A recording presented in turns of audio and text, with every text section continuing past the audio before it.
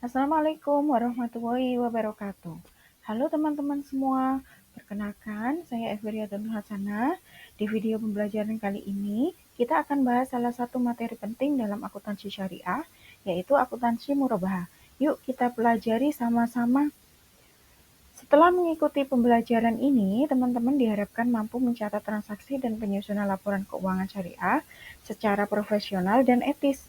Fokus kita kali ini adalah pada kompetensi mahasiswa dalam mencatat jurnal transaksi murabahah, baik dari sisi penjual maupun pembeli, sesuai PSAK Syariah nomor 102. Oke, langsung kita bahas ya. Apa sih murabahah itu?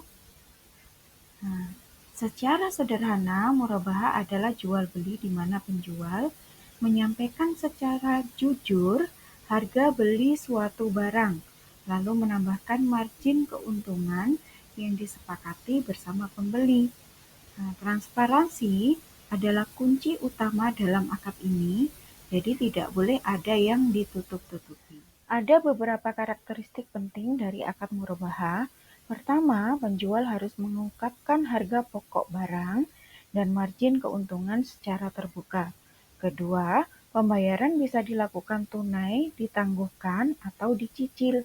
Yang ketiga, barang harus benar-benar dimiliki penjual terlebih dahulu sebelum dijual. Dan yang terpenting, murabahah tidak boleh mengandung unsur riba, gharar, maupun maisir. Skema akad murabahah biasanya dimulai dari adanya permintaan pembeli, lalu penjual membeli barang yang dimaksud, kemudian menjualnya kembali kepada pembeli dengan margin yang disepakati. Barang kemudian diserahkan, akad dilakukan, dan pembayaran sesuai dengan kesepakatan.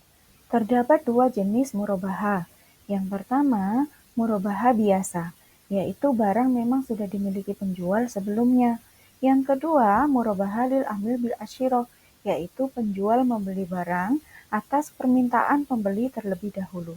Biasanya di perbankan syariah, jenis yang digunakan adalah yang kedua. Lalu, bagaimana pencatatan akuntansinya? Dari sisi penjual, barang awalnya dicatat sebagai persediaan, lalu saat dijual, dicatat sebagai piutang murabahah sebesar harga jual. Margin keuntungan diakui secara bertahap selama masa akad, sementara dari sisi pembeli, aset dicatat sebesar harga jual dan kewajiban sebagai utang murabahah. Setiap cicilan akan mengurangi utang tersebut. Selanjutnya, jurnal bagi penjual atau bank syariah.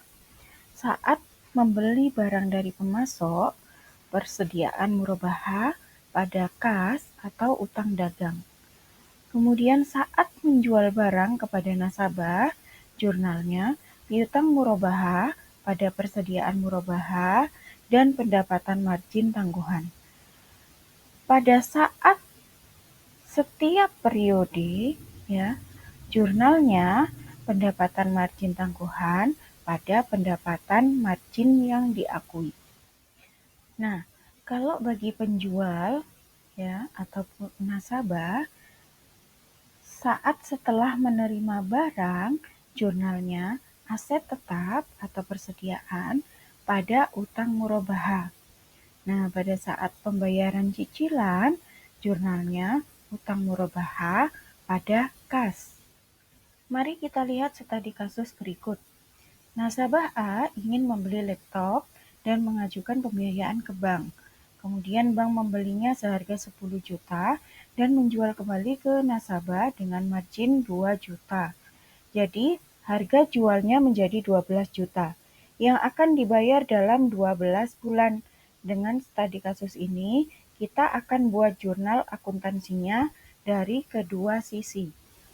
Dari sisi penjual yaitu bank, saat beli dari supplier, jurnalnya persediaan murabahah pada kas atau utang usaha sebesar 10 juta. Kemudian saat akad dengan nasabah, jurnalnya piutang murabahah pada penjualan murabahah sebesar 12 juta dan harga pokok penjualan pada persediaan murabahah sebesar 10 juta. Margin keuntungan 2 juta ini diakui per bulan selama 12 bulan. Jadi, jurnalnya margin murabahah pada pendapatan margin sebesar 166 sekian. Dari sisi nasabah, yaitu pembeli, saat akad murabahah dilakukan, jurnalnya aset pada utang murabahah sebesar 12 juta. Kemudian saat membayar cicilan setiap bulan sebesar 1 juta rupiah, jurnalnya utang murabahah pada kas sebesar 1 juta. Nah, itu tadi pembelajaran terkait dengan akuntansi murabahah. Nah, perlu kita garis bawahi, akad murabahah sangat penting untuk menjaga nilai-nilai moderasi dalam muamalah. Penjual harus jujur dalam menyampaikan harga pokok dan keuntungan. Tidak boleh ada tipu daya, paksaan, atau eksploitasi. Nah, inilah wujud nyata keadilan dan keseimbangan dalam ekonomi syariah. Nah, sekarang giliran kalian untuk mencoba ya. Soalnya, soal studi kasus berikut ini. Silahkan dikerjakan. Tugasnya adalah membuat jurnal transaksi murabahah, baik dari sisi penjual maupun pembeli. Terima kasih telah mengikuti pembelajaran ini. Semoga materi ini bisa membantu teman-teman memahami konsep dan praktik akuntansi murabahah dengan baik. Sampai jumpa di video pembelajaran berikutnya. Wassalamualaikum warahmatullahi wabarakatuh.